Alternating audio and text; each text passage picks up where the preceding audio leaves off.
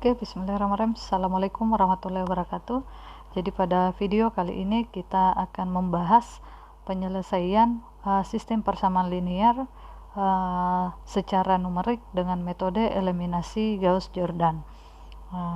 Pada video sebelumnya saya telah menjelaskan penyelesaian sistem persamaan linear dengan metode eliminasi Gauss, di mana inti dari metode itu adalah kita membawa dari sistem persamaan linear yang dibuatkan notasi matriksnya, kita membawa dia ke matriks segitiga atas. Sedangkan pada metode kali ini, yaitu metode eliminasi Gauss-Jordan, itu kita membawa notasi matriks atau matriks A. Pada soal yang sama tadi, matriks A ini kita arahnya membawa ke matriks identitas.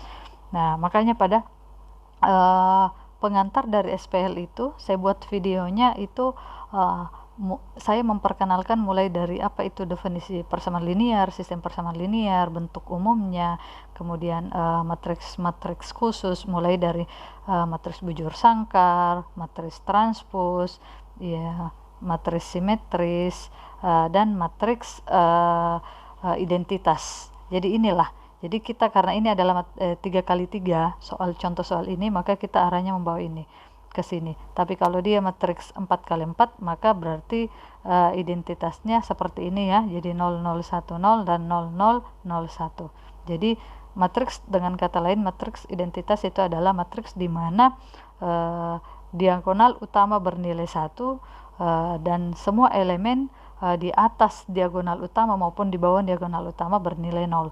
Jadi di sini kita tidak perlu melakukan lagi substitusi mundur, tapi langsung diketahui nilai X-nya, nilai Y-nya, nilai Z-nya, dan nilai-nilai yang akan dicari.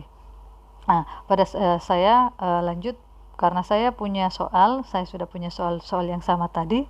Nah, jadi kurang lebih prosedurnya hampir mirip, cuma ini lebih mungkin agak lebih panjang, namun endingnya atau akhir dari langkah-langkah itu kita sudah langsung memperoleh nilai X, nilai-nilai yang akan dicari.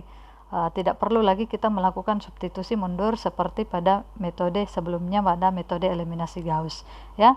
Jadi intinya pada langkah 1 saya mau bawa dia ini A11 itu sama dengan 1. Nah, caranya bagaimana? Ya, mudahnya ya sepertiga dari semua baris pertama kan, makanya saya tulis seperti ini. Jadi 3/3 1, 1/3, sepertiga dari 1 adalah 0,33, sepertiga dari minus 1 adalah minus 0,33. Nah, jadi seperti itu. Artinya kalau saya sederhananya menuliskan, saya bentuk seperti ini. Jadi nanti di sini akhirnya itu bergantian. Jadi matriks ini pindah ke sini dan di sini terbentuk matriks baru. Nah, kalau kita berbicara inverse, maka di sini adalah nilai inverse-nya. Tapi kita tidak ke situ, tapi kita hanya mau ubah dia matriks A menjadi matriks identitas ya. Jadi ini bisa diikutkan, dihitung ataupun tidak. Jadi ini bisa, ini tidak ya, bisa atau tidak maupun tidak. Nah, sekarang setelah ini dijadikan 1, langkah selanjutnya adalah kita mau jadikan ini 0 dengan berpatokan pada baris 1. Jadi cukup satu langkah kita langsung nolkan saja ini dengan ini, karena sama-sama berpatokan pada baris pertama atau A11. Itu mudah. Bagaimana caranya? Karena saya mau berubah baris 2, saya tulis baris 2. Kemudian karena positif 4 berarti kurang 4 kali baris 1. Coba saja, jadi 4 dikurangi 4 kan hasilnya 0 kan. Jadi kalau ini pasti baris 3 dikurang 2 kali baris 1, hasilnya akan 0. Nah, jangan lupa, bukan hanya ini saja yang dioperasikan, tapi ini juga semua berubah. Jadi otomatis baris kedua berarti 7 dikurang 4 kali 0,3, hasilnya adalah ini. Nah, selanjutnya ini minus 3 dikurang 4 kali minus 0,33, hasilnya ini. Nah, ini juga, jadi baris kedua adalah 0 dikurang 4 kali 0,33, hasilnya adalah ini. Dan seterusnya ya. Nah, begitupun untuk baris ketiga. Jadi 2 dikurangi 2 kali 1 berarti 0 kan. Nah, kemudian minus 2 dikurang 2 kali 0,3 diperoleh ini. Dan seterusnya. Nah, setelah langkah ini, setelah ini sudah menjadi 1 dan 0, langkah selanjutnya adalah, karena kita mau bawa dia ke identitas, maka ini dulu harus dijadikan 1. Jadi selanjutnya itu adalah A22 itu dijadikan 1. Caranya ya dibagi dengan dirinya sendiri. Jadi 5 baris 1 dibagi dengan 5,6668 atau 1/5,668 kali baris ke-2. Jadi sama J. Ini. Jadi inilah operasinya. Tapi jangan lupa ya, bukan hanya ini yang dioperasikan. Jadi bukan hanya ini yang dioperasikan, ini juga. Jadi tadi kan 1/5,6668 baris 2 karena baris 2. Berarti 1/5,668 kali minus 1,66. Hasilnya adalah ini. Ini ya. Ini juga dan seterusnya. Sebenarnya cukup Anda ini ke sini, kemudian ini ke sini, ini bisa ndak ada. Kenapa? Karena kita tidak menghitung inverse matrix ya. Kemudian langkah keempat, karena ini kita jadikan 1, langkah selanjutnya ini dan ini secara bersamaan itu kita jadikan 0. Makanya di sini 2 operasinya. Caranya jadikan 0 berarti baris ke-1 lawannya positif 0,3 adalah minus ya. Jadi minus, jadi di sini minus ya. Kesalahan di sini minus. Jadi minus 0,33 kali baris ke-2. Kemudian ini jadi positif. Jadi baris 3 ditambah dengan 2,666 kali baris ke-2. Jadi sama-sama dia berpatokan pada baris kedua. Sehingga perubahannya seperti ini. Kita sudah dekat menuju ke matriks identitas ya. Sekarang langkah selanjutnya, pada langkah kelima kita jadikan A33 itu sama dengan 1. Berarti ini kan. Berarti caranya dibagi dengan dirinya sendiri. Ini. Jadinya adalah 1. Setelah yang dijadikan 1, langkah selanjutnya, jadi pasti langkah selanjutnya adalah jadikan 0 yang 2 ini. Berarti dia posisinya A13 dan A23 itu bawa dia ke 0. Ya, caranya ya seperti tadi. Berarti baris 1, jadi saya bisa tulis baris 1 lawannya kurang itu tambah 0,2353 baris ke berpatokan pada angka 1 yaitu baris ketiga.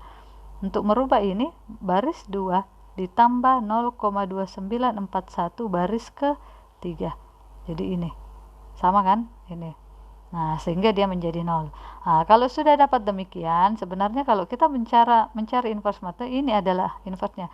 Karena suatu matriks A dengan matriks identitas itu akan berubah menjadi suatu matriks identitas dengan A inverse 1.